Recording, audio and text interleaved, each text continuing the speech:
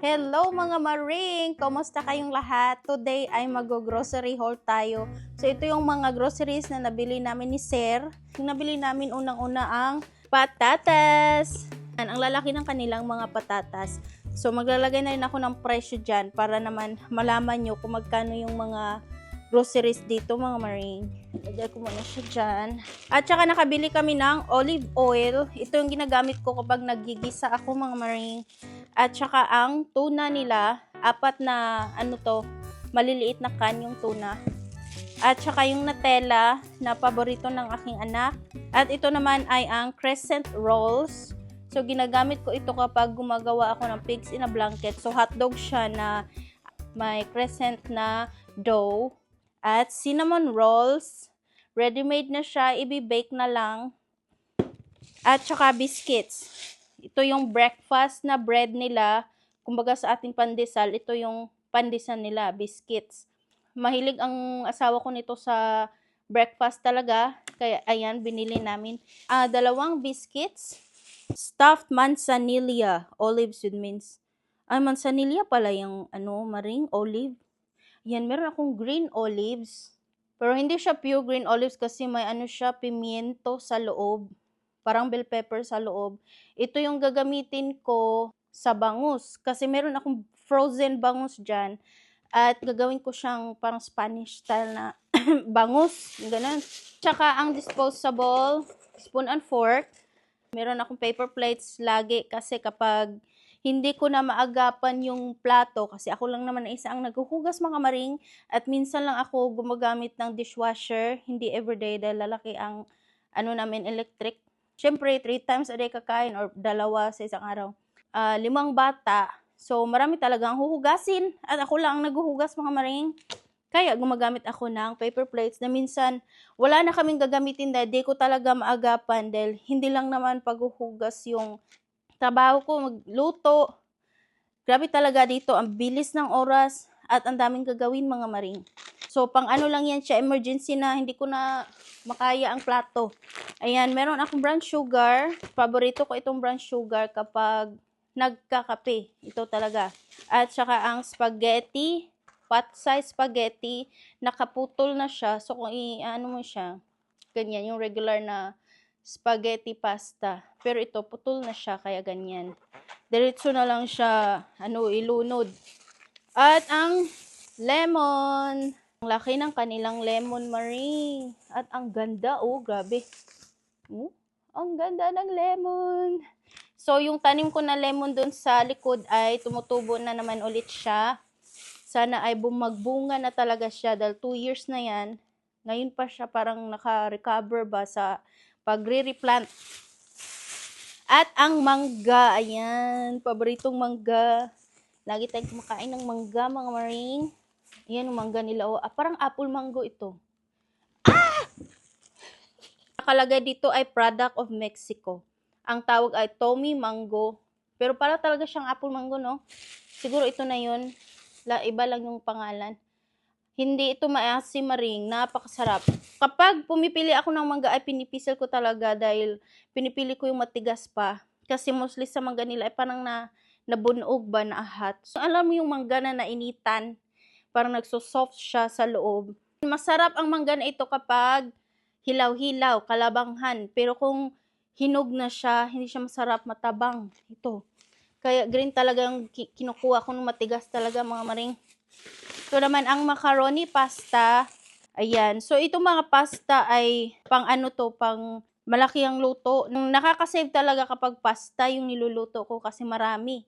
Marami akong nagagawa. Tapos, naglalast siya ng ilang days. Lalo na kapag nandito yung mga anak ng asawa ko. Pasta talaga para marami. Kasi kapag magprito lang ng karne at saka rice ay maraming karne ang maluluto mga maring at ang mahal ng karne.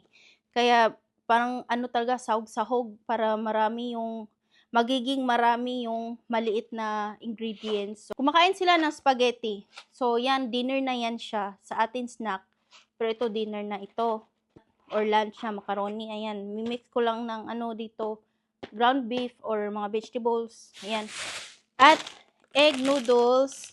Ayan siya. Para siyang spiral na pasta. Yan, itong mga bag naman ay hindi ko tinatapon dahil ito yung gamit ko sa CR na trash bag. At ang buldak noodles, na-try ko ito, grabe ang spicy mga maring. Parang ang sarap-sarap niya pero hindi mo malasahan yung ma-enjoy yung sarap kasi napaka anghang nito. Hindi ko alam bakit yung anak ko ay bumibili nito at mahilig siya nito. Ayan, meron pang carbonara, yung pink.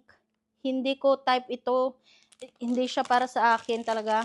At buldak, spicy ramen, yung purple. So, ito daw yung new ngayon. So, updated na updated yung anak ko sa mga bagong labas na buldak ramen. Ayan, oh. Yung Korean na noodles. Kasi mahilig siya manood ng mga mukbang. So, sabi ko, hindi ito pwede sa'yo kasi spicy. Pero gusto niya talagang itry.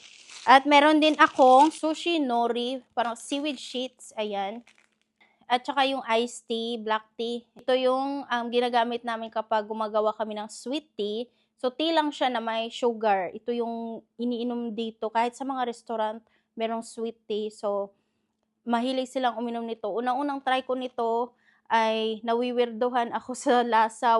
Hindi siya masarap talaga. Kasi yung nasanayan natin, di ba, yung lemon iced tea sa Pilipinas, masarap yun. Yun talaga. Pero dito, hindi sila mahilig sa may lemon. May umiinom naman pero sweet tea talaga siya. Hanggang sa nakasanayan ko siya, masarap naman pala na na-adapt ko na yung lasa niya. Pancake syrup, hindi talaga siya nawawala dahil yung breakfast dito ay pancake, no pancake, bacon, at sausage. Ito talaga may syrup. Eyebrow, hindi talaga mawawala ang eyebrow dahil napakanipis ng aking kilay mga maring. Nagdo-drawing talaga ako sa aking kilay. So hindi ko alam na 3 pala yung kinuha ng asawa ko kasi isa lang yung kinuha ko.